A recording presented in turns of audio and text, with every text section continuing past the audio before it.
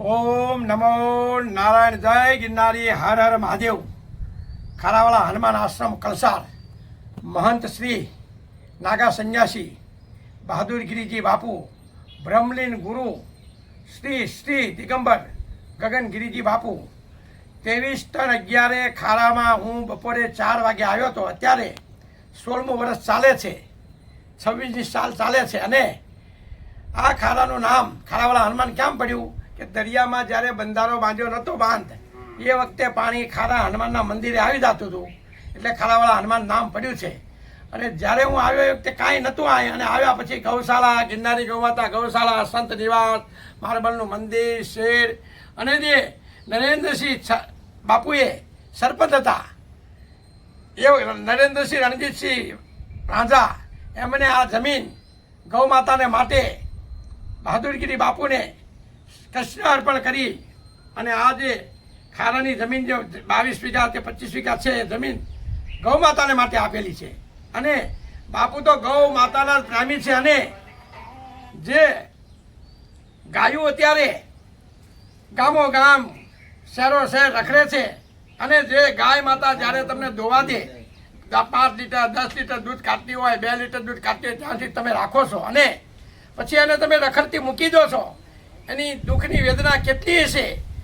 ખાવા માટે, પાણી પીવા માટે તડપતી હશે, વરસાદમાં તડપતી હશે, જ્યારે અને વરસાદમાં ઠૂંઠવાતી હશે, ધ્રુજારી થતી હશે, ટાટ સડી જતી હશે, શિયાળામાં ઠંડીમાં ફરતી હશે, તડકામાં ફરતી હશે, કેટલું દુઃખ હશે.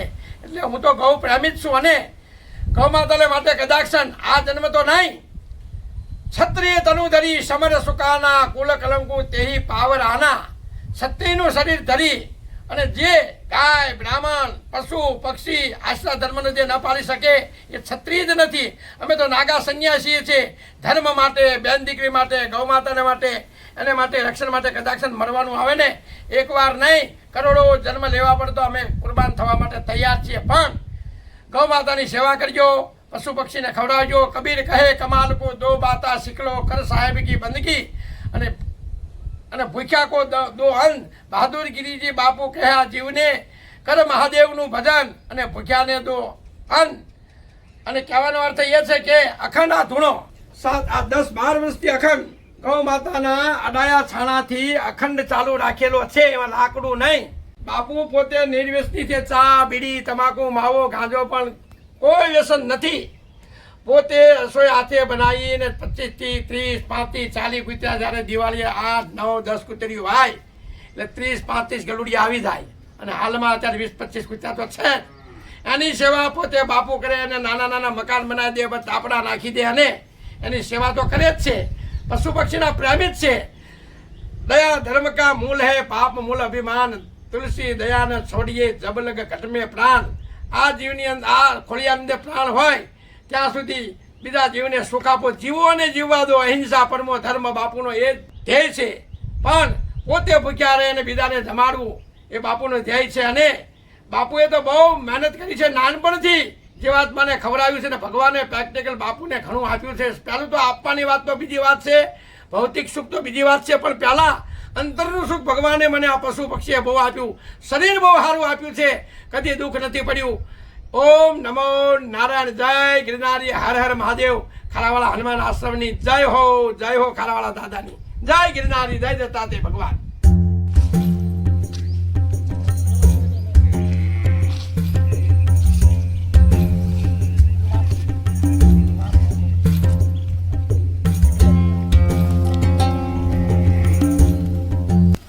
કબૂતર આશ્રમમાં 2000 કબૂતર છે.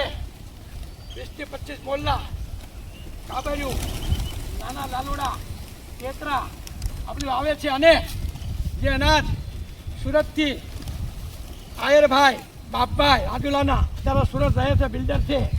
પણ આવા લોકો મહિને 60 મણ અનાજ, કૂતરાને ખાવાના રોટલા, બાપુને બાજરી પણ મોકલે, જેટલી જોઈ લે ઘઉં અને ઝાડ, 60 મણ દર મહિને બાપભાઈ સુરતવાળા મોકલે છે. અને સંત પ્રેમી મહાન છે, ત્યારે આવા આશ્રમો ચાલે છે.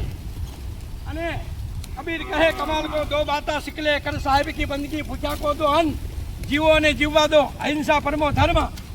આ જીવનમાં આવ્યા પછી બંગલા બનાવવાની, મોટા મોટા મહેલ બનાવવાની કોઈ જરૂર નથી. લોકોને બતાવવાની, પણ જીવને ભોજન આપો અને ભજન કરો, બે જ વસ્તુ સાચી છે.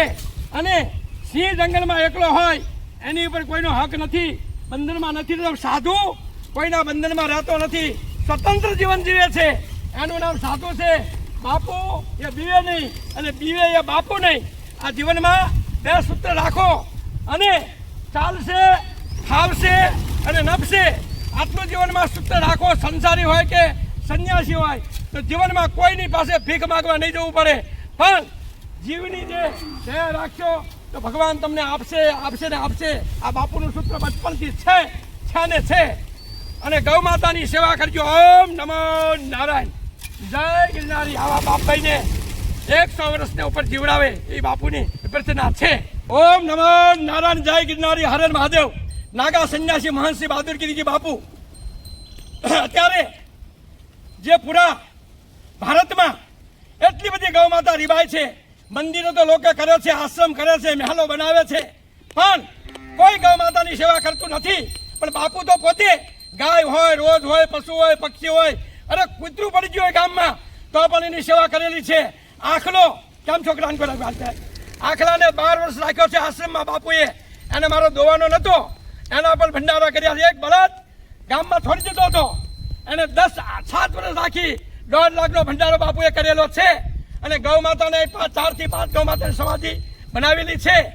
પણ હવે નર્મદા કિનારે બાપુ દિવાળી પછી ગિરનારી નાગાજી મહંતશ્રી બહાદુરગીરીજી બાપુ આશ્રમ બનાવશે. આશ્રમ નહીં, ગિરનારી ગૌ માતા ગૌશાળા બનાવશે. પણ ગૌ માતા પશુ પક્ષી રાખશે, આનંદ કરશે, ભજન કરશે અને ભોજન કરાવશે. આમ ગૌ માતાની સેવા કરજો. ઓમ નમો નારાયણ. એ ગાય માતાનું નામ નર્મદા માતા છે અને અંદર ગંગા માતાની વાસળી બાંધી છે.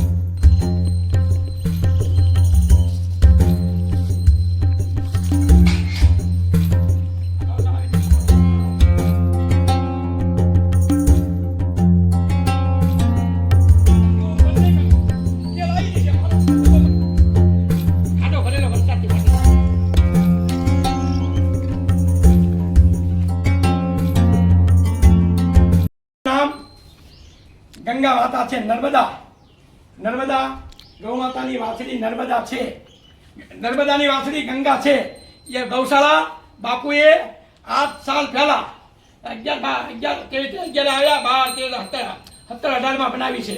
એ બાપુએ ટોટલ ગૌશાળા 60 ફૂટ લાંબી 20 ફૂટ પહોળી ગૌશાળા બનાવી છે બાપુએ. કોઈની પાસે પંજું લીધું નથી. અને ગૌ માતાને રહેવા માટે અખંડ ગિરનારી ગૌ માતા ગૌશાળા બનાવી છે. અને ગૌ માતાની બાપુ સેવા કરે છે. ભગવાનના મંદિરના વિરોધી નથી, પણ ગૌ માતા જે આપશે ને દુનિયામાં, એવું તમને આ દુનિયામાં કોઈ નહીં આપે. રામ, લક્ષ્મણ, ભરત, શત્રુઘ્ન જન્મ ક્યાંથી થયો? વશિષ્ઠ બાપજીએ ખીરનો કર્યો અગ્નિનારાયણમાંથી લઈને આપ્યો ત્યારે ચારેયનો જન્મ થયો છે. પૃથ્વીરાજાને પણ જે સુખ મળ્યું છે ગૌ માતાની સેવાથી મળ્યું છે. જમદગ્નિ ઋષિને પણ જો ફળ મળ્યું હોય તો ગૌ માતાની સેવાથી મળ્યું છે. પરશુરામ ભગવાનને જે ગૌ માતા પ્રત્યે પ્રેમ મળ્યો છે, એના પિતાશ્રીએ જે ગૌ માતાની સેવા કરીને એના પ્રતાપ જ મળ્યો છે. અર્જુનજીએ જ્યારે દુર્યોધન એમને વૈરાજ નગરીમાં ગુપ્ત દેશે રહ્યા હતા, એ વખતે ગાયને વાળી, એ વખતે પણ અર્જુનજી પ્રાણની પણ પરવા કર્યા વિના ગૌ માતાને વારે ચડ્યા હતા. તો ગૌ માતા જે દુનિયામાં આપશે ને એવો દુનિયામાં કોઈ નહીં આપે. ઓમ નમો નારાયણ. જય ગિરનારી. હર હર મહાદેવ.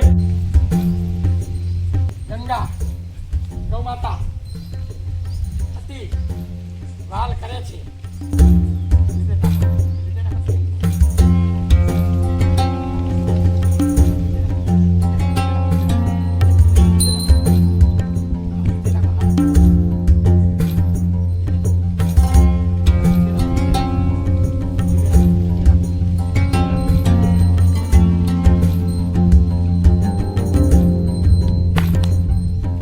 મિત્રો જોઈ શકો છો તમે બાપુએ કેવી સરસ મજાની એમની વાણી બોલી. અને આ વિડીયો જો તમને ગમે તો લાઇક, શેર અને સબસ્ક્રાઈબ કરી નાખજો. બાકી બાપુનો આશ્રમ અહીંયા ખારાવા બાપુનો આશ્રમ છે તો બહુ સારી વાણી બોલે છે. એમને જે પણ એની મનોવત હતી તો બધું વ્યવસ્થિત બોલ્યા છે અને ડિટેલમાં તમને માહિતી આપી છે. તો જો વધારે વિડીયો ગમ્યો હોય તો તમારા મિત્રોને તમારા ફ્રેન્ડ સર્કલમાં શેર કરજો અને વધારેમાં વધારે લોકો સુધી આ વિડીયો પહોંચાડજો. જય માતાજી, જય ખારાવા હનુમાન દાદા. જય ગિરનારી, હર હર મહાદેવ, જય ગૌ માતા.